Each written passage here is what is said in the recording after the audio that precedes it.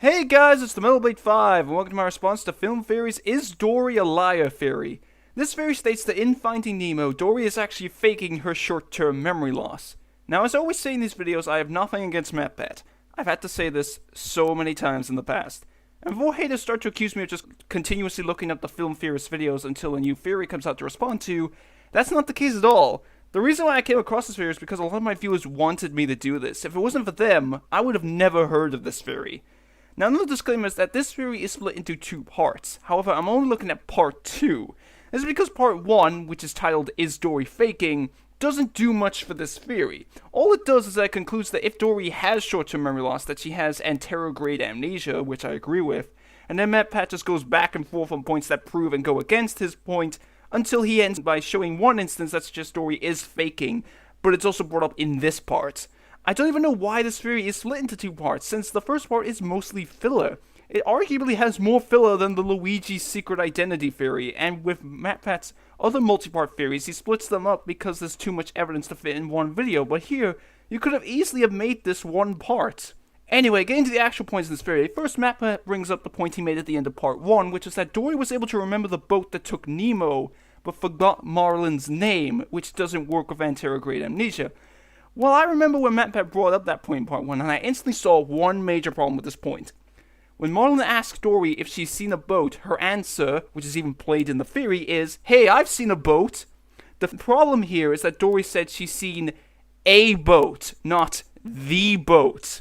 This is even reinforced by the fact that Marlin says, "Have you seen a boat?"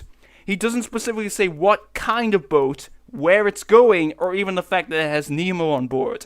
So for anyone who hasn't seen the theory, the term anterograde amnesia, which MatPat determines is Dory's specific form of short-term memory loss, makes so that you can't remember anything after the point you got amnesia, except for the use of procedural learning, which I'll get to later. The fact that Dory says she's only seen a boat means that she could just be remembering a boat that she saw before getting her short-term memory loss, and not the one that Marlin is referring to being the one that took Nemo. MatPat's next piece of evidence about Dory faking her memory is that when she tells Marlin that she's suffering from short-term memory loss, she says it runs in her family, which isn't true, as anterograde amnesia is not hereditary, and instead it's caused typically by drug and alcohol abuse or brain trauma. However, there is yet another huge problem with using this line as evidence.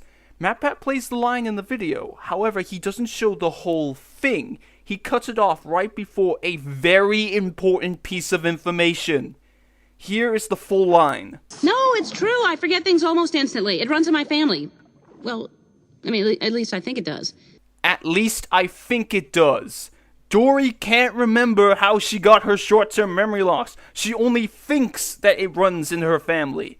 This means that the entire section where MatPat goes on about how anterograde amnesia is completely pointless, since Dory wasn't sure how she got it, and all MatPat had to do was watch that clip for one more second.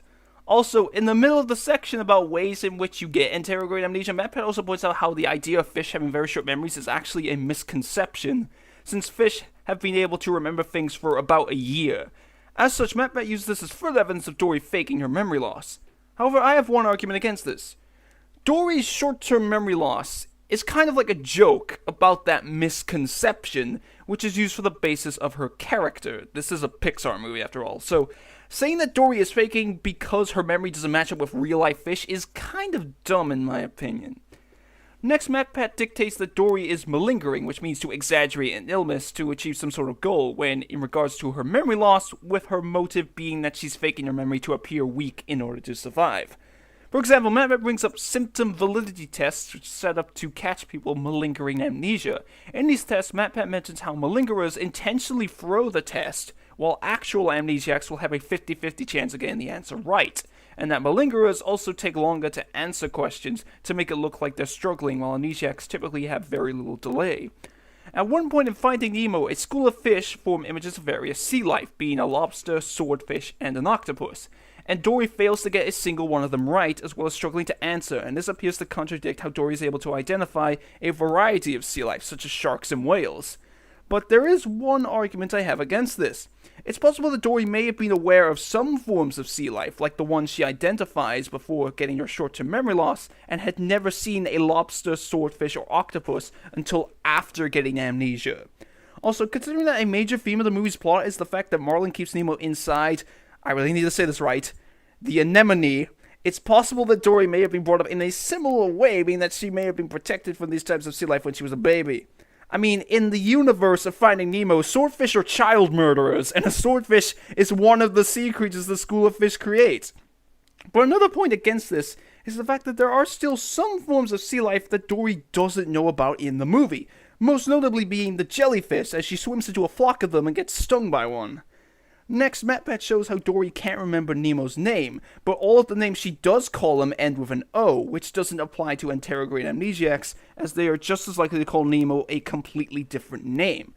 Now, since I only saw Finding Nemo when I was very young, I may be completely wrong when I say this, but going to procedural learning, which is the process of anterograde amnesiacs remembering certain things by repeating them, in Dory's case, her slogan of "just keep swimming" is a perfect example of this. So with the fact that Marlin constantly mentions Nemo's name throughout the movie, maybe it could work similarly, in which Dory may remember that Nemo's name ends in an O, but not the rest of his name. Again, I could be completely wrong, since Dory may have done this after hearing Nemo's name once, but it is an idea that I think is worth considering. Another argument against this, and I try to avoid using these kinds of arguments, but it could just be a plot hole. Lots of movies have plot holes, so Dory remembering the O at the end of Nemo's name could just be one, as when combined with my counter-arguments for the later evidence theory, this appears to be one of few select times that it contradicts with anterograde amnesiacs. Continuing on, MatPat points out how Dory constantly remembers the address to where Nemo is on the scuba diving mask, but in her speech to Marlin, she could only remember the beginning, which is what a faker would do. When I saw this part, I immediately thought of one thing. The full address is P. Sherman 42, Wallaby Way, Sydney. Now, what part of that would you say is the easiest to remember? I don't know about you, but to me, it's the beginning. This is because it has a letter, then a simple name, and a number, making it easy to remember when in accordance to procedural learning, as Dory keeps reading the address on the back of the mask throughout the movie. Finally, MatPat brings up how Dory didn't appear to know what sharks are when she met Bruce, as she doesn't appear to be scared, but then easily recognized them after finding the mask. Now again, I don't remember how exactly the scene plays out, but it's possible that Dory might know what sharks are, since I don't recall Dory being oblivious to what a shark is, but again, I could be wrong. But she may not know that they eat fish, since when she identifies the sharks, she says, "Oh look, sharks!" like she's not scared at all. Even then, this could once again be a plot hole. Also, MatPat points out how at the end of the movie, Dory is able to remember Bruce and the other shark's motto of "Fish are friends, not food." But procedural learning also disproves this point, as Bruce and the sharks say this all the freaking time, as it is their motto. So it would be much easier for Dory to remember. Also, MatPat says that Dory shouldn't be able to remember the motto since it was hours and days later, even though an unspecified amount of time passed, so you can't say it lasts days. I would say it would only be 1 day later since it is the next day of school, but still, Dory would likely be able to remember the motto as procedural learning acts subconsciously. As MatPat showed in part 1, procedural learning allows someone to remember knowledge without them really knowing it, so Dory could have just instinctively said the motto without even actually remembering it. Now, there is one other piece of evidence that people use against this theory that I've seen brought up in the comment section, being Finding Dory.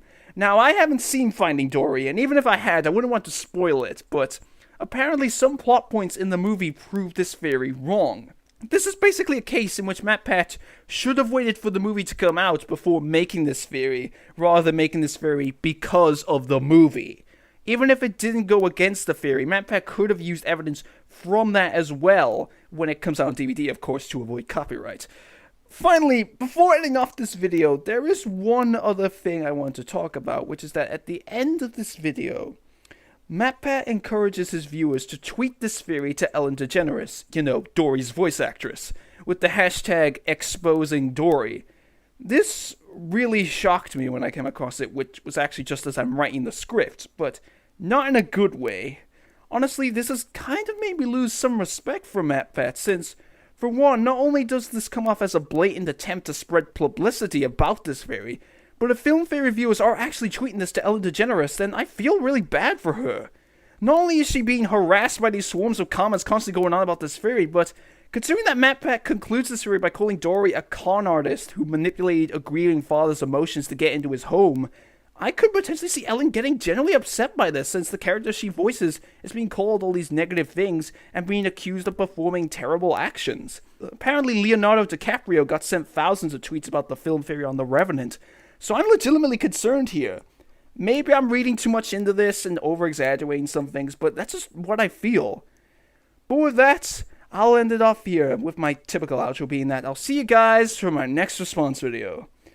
At least MatPat actually released the final part next week, unlike a certain other theory.